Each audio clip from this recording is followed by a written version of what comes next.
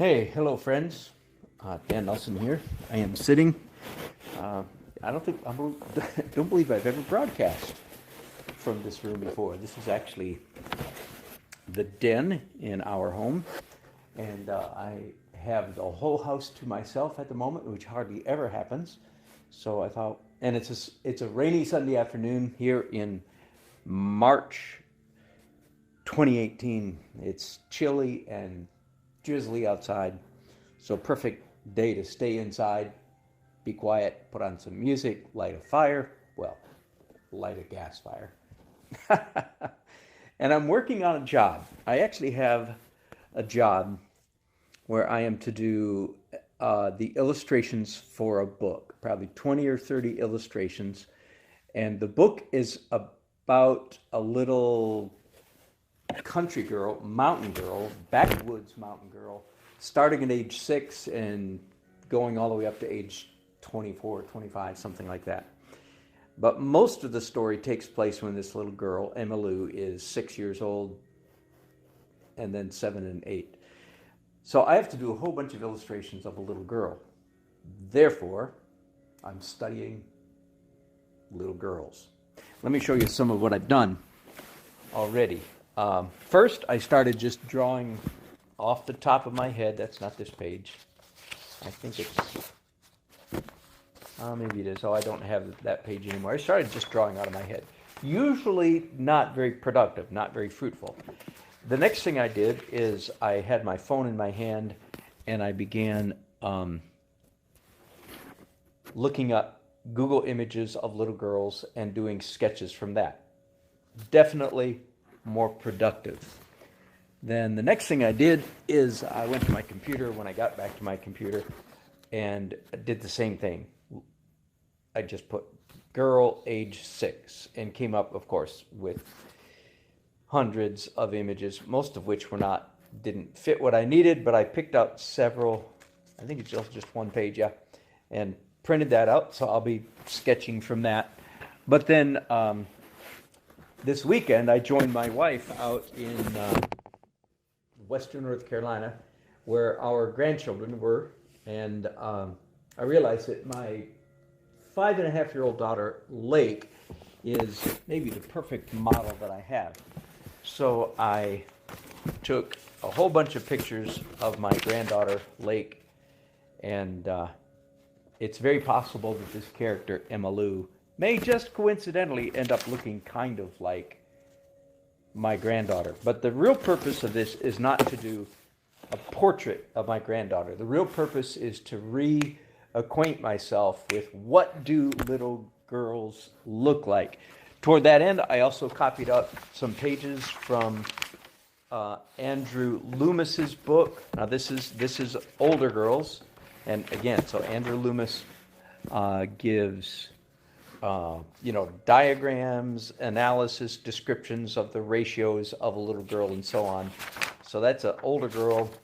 This is girl age, I don't know, 4 or 5, it looks like to me. This one might be ages 5, 6, and 7. I'm just guessing. But anyway, I will probably do, I don't know that I'll draw each one of these, but I'll draw several of these.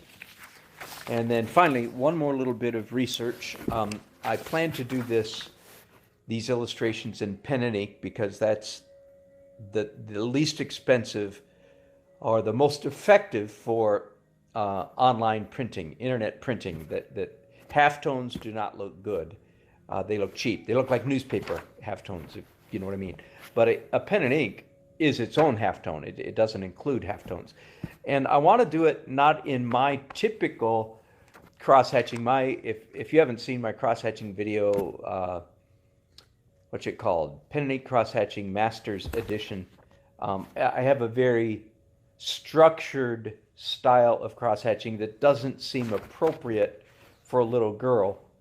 So I'm going to do cross-hatching that is more organic. And these two are Rembrandt. This is somebody else I found online. I wish I could figure out who did it, but I can't. If you know, let me know. And I'm not sure, this is not Rembrandt, this is somebody else.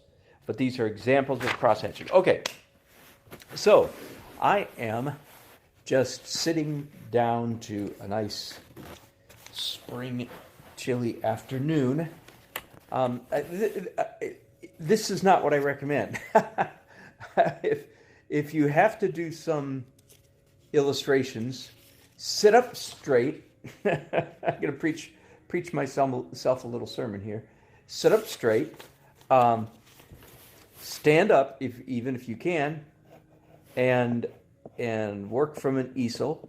By the way, I've got a lap board here, and my knees create just about, not quite, but just about the right angle for, it ought to be more like this. My knees aren't quite long enough. Maybe when I finish broadcasting, I'll hold it up at a slightly different angle.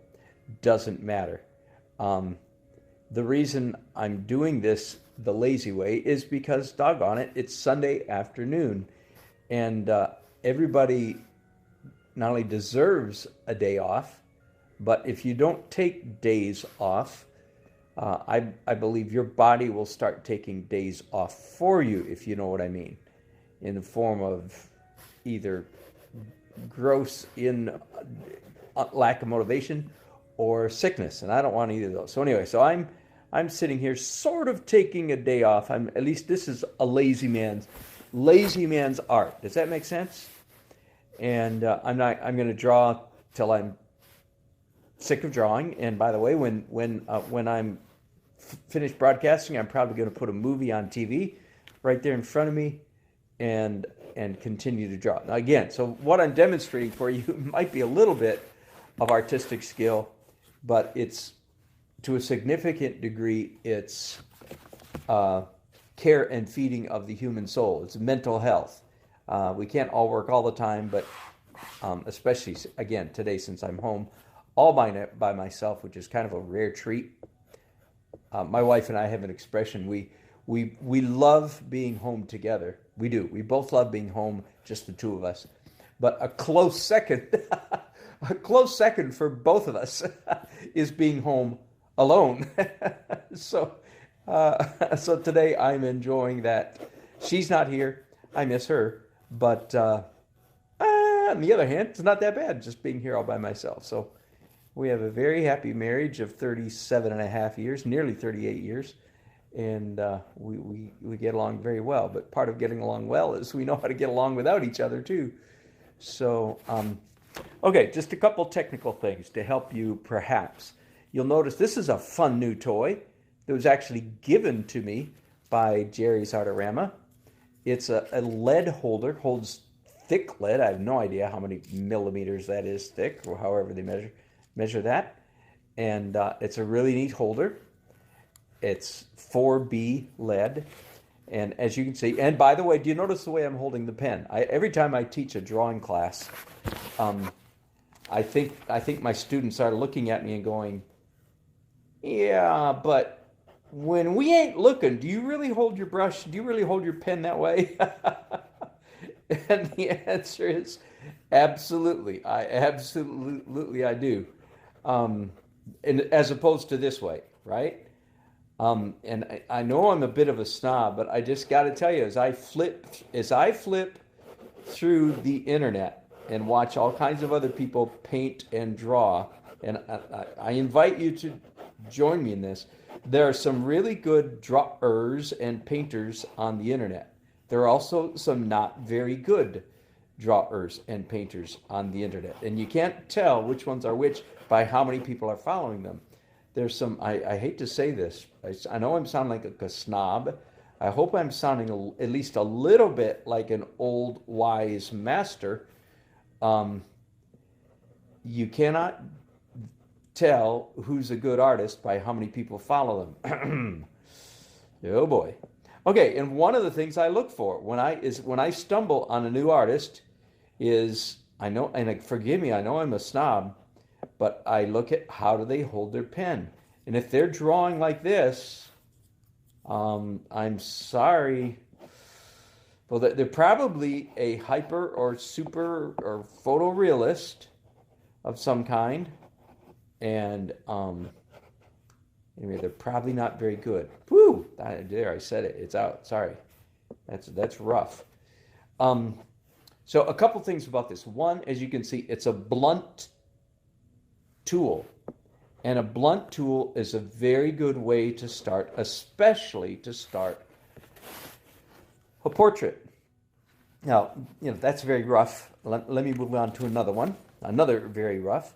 And let me talk about why this is a good tool for doing portrait or portrait sketches. In fact, one of the good artists that I've just started following lately is a young man, sickeningly young man named Joshua LaRock. I think it's Lerock, spelled just the way it sounds. And in one of his portrait lessons that he gives, he's doing all this in paint, and he uses the term, he wants to delay putting things like pupils and tear ducts and eyelashes and eyelids. He wants to delay that as long as possible. And I agree with him heartily. When you're doing a portrait sketch, you don't want to get distracted by tiny, tiny little details. You want to keep things abstract, sort of fat, if you will. Because the mistakes are not going to be in the tiny details. Are you listening to me? When it comes to portraiture, let me put this. I'm not done with this page. I'm just done with it for now. When it comes to portraiture, you want to get the big shapes in right position more than the little shapes. It's the big shapes that make or break your portrait. I really need to point this thing at my eye here. And by the way, this thing that I'm using is called a lapboard, right? Why is it called the lapboard, Mr. Dan? Well, doggone, if I'm not doing it right now on my lap. Now, you can use a lapboard sitting at a table, too. That's what we do in my drawing classes. The students are all sitting at a table. And after I introduce them to the proper, correct, most advantageous way to hold a pencil or a pen, then for the rest of the class, they lean this up against the table and hold it in their lap. So those are the two positions. That's probably a more optimal position than this. So let me just back for a minute to this notion of drawing with large, blunt shapes as opposed to details.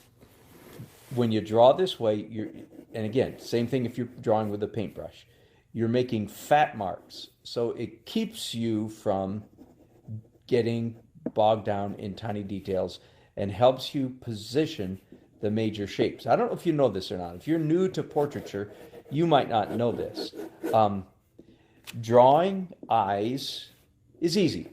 Drawing mouths, and listen to you, some of you, if you're disagreeing with me, then you really are new to portraiture. Drawing mouths is easy. Drawing ears or noses or anything is easy. What's hard in portraiture? It's not drawing those details. It's getting all of those features in right distance relationship to each other. That's what's hard. So once again, that's why I'm drawing with a blunt instrument. Now, on this page over here, back to the first page.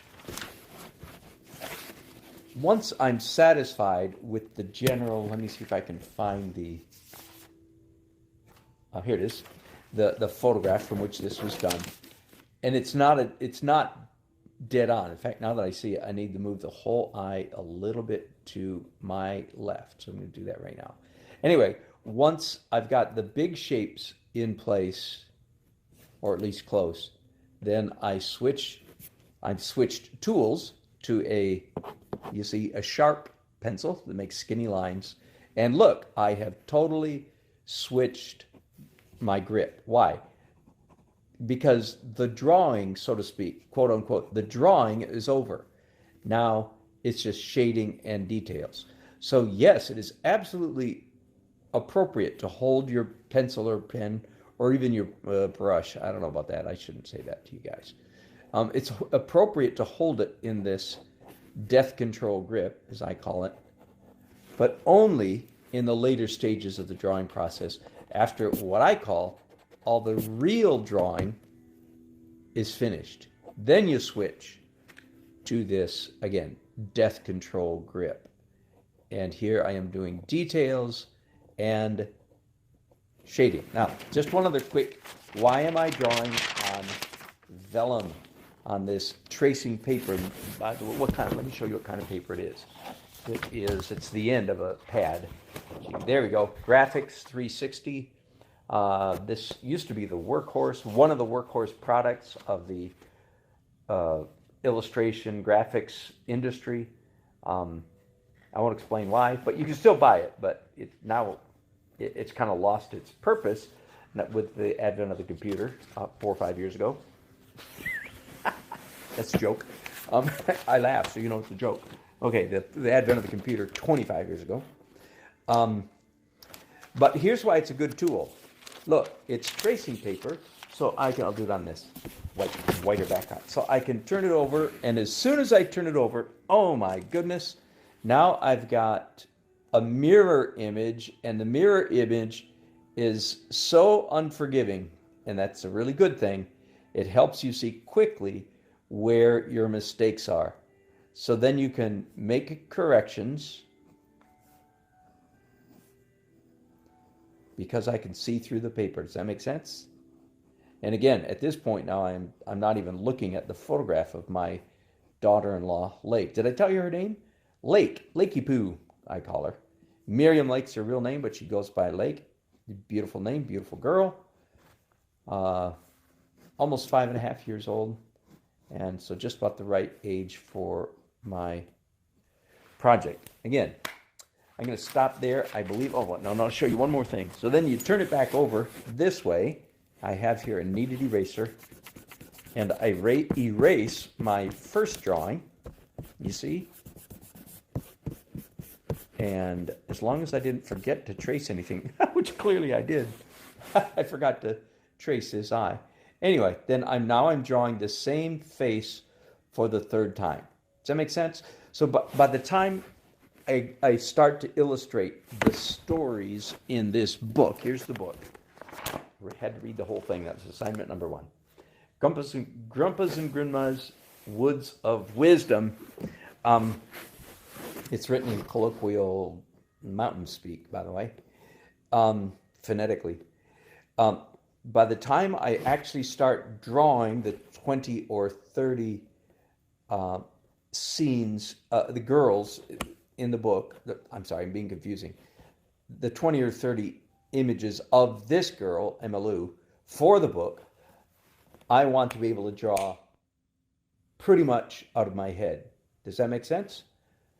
But why am I going to be good at drawing out of my head? The answer is because starting the other day, but because things like this, sitting here on a Sunday afternoon, and for the next couple of days, I'm going to draw 40, 50, 60 girls, little girl studies. I'm going to learn. It's not like I've never done this before, but no, I've never done this many little girls because I'm always drawing adults, old people, even little boys, probably a little more little girls. So yeah, I really need to reacquaint myself. And again, this is like doing anatomical studies. I really need to, and for those of you who've taken my drawing class, what another language for this is I am replacing my SOS file with a reference file. Does that make sense? I don't want any SOSs. And if you haven't watched or taken one of my drawing classes, that you don't know what that means, and I'm not going to explain it to you right now. Inside language for my students. I want no SOSs creeping into these illustrations. I want it all studied, if you will, studied reference. That's what I'm doing here. That face turned out quite well. Now that you see I did it this way, then turn it over, and now back this way. And I'm pretty happy. By the way, Emma Lou's going to have freckles. My granddaughter does not have freckles, but Emma Lou does, so that's going to be one of her. And she's also going to have teeth missing much of the time because she's 6 years old, which is, of course, the time to lose teeth. Okay? Does that make sense? I hope that's entertaining and instructive. Again, for perhaps some of you young artists that are watching, how does an artist get good? This is how. He or she works. when necessary, work your butt off. This is what you do. I'm not considering this is pretty easy, right? Come on, sitting with fire, put on a movie, drink some tea, and sketching. I mean, it's pretty darn good way to make a living, don't you think? And yeah, I recommend it. But the number of people that can, I'm digressing, the percentage of people can make a living at art, as I do, is really small. And the biggest difference is because some are willing to do more than others. So those who are willing to work. And again, there are people out there, there are artists out there that just, I am not worthy to unloose their sandals. They're so good. And I study from it. And thank goodness, a lot of them are on YouTube these days. Again, Proco is one. I've mentioned him before. Today I mentioned Joshua LaRock. Anything from New Masters Academy is crazy good. So take advantage of the people that are good. And frankly, if you're a student, avoid the, man, I hate to give you a profile, but I will, because I care about you students. This is going to sound real prejudiced, but there are a number of people on YouTube that have followings, not because of their skill, but because of their personality. And even more than that, because they're young and cute, attractive. A lot of girls that are cute have an attitude, personality, and they're kind of foxy. So they'll have tens of thousands of people watch their videos on art. And I mean, forgive me for characterizing too broadly, but watch out for that type. Watch out. I mean, they might entertain yourself, knock yourself out, have fun, but don't go to them for, forgive me. Yet there may be some really cute girls who are really good, but most are not. In fact, watch out for the cute boys who are really good. They're probably not. Look for old geezers. Man, I'm sounding, yeah, but New Masters Academy. Joshua LaRock, he's pretty young, 40 maybe. I'm calling that young. Okay. Anyway, you probably didn't need to hear all that, but maybe somebody out there did. Okay. I hope that's fun. As I said, fun and instructive. Welcome to my home. Hey, since you're here, let me take just a minute and show you the rest of the house. Some of you have followed me for a long time. Here, just for fun, there is a wall that's an 8 by 11 foot painting that I did in downtown Raleigh. Here's some of my musical instruments. I've been practicing the saxophone and the trumpet this afternoon. I can get away with things like this when the rest of the family is not at home. I practice when they are here, but I always feel bad because I'm irritating. Anyway, welcome to my home. Thanks for watching. I'm going to quit right there. Whoops. Oh, I'm sorry. Now, let me try that again. I didn't realize we were on narrow wide angle. So again, there's a painting. I think you saw that. There's a saxophone. There's a trumpet for what it's worth. And forgive me for the bad camera work. But thanks for watching me. And did anybody leave any comments? Let's see if you did. Oh, I wonder if I have comments turned off again. Doggone it. Okay, good enough. Thanks, bye. See you soon.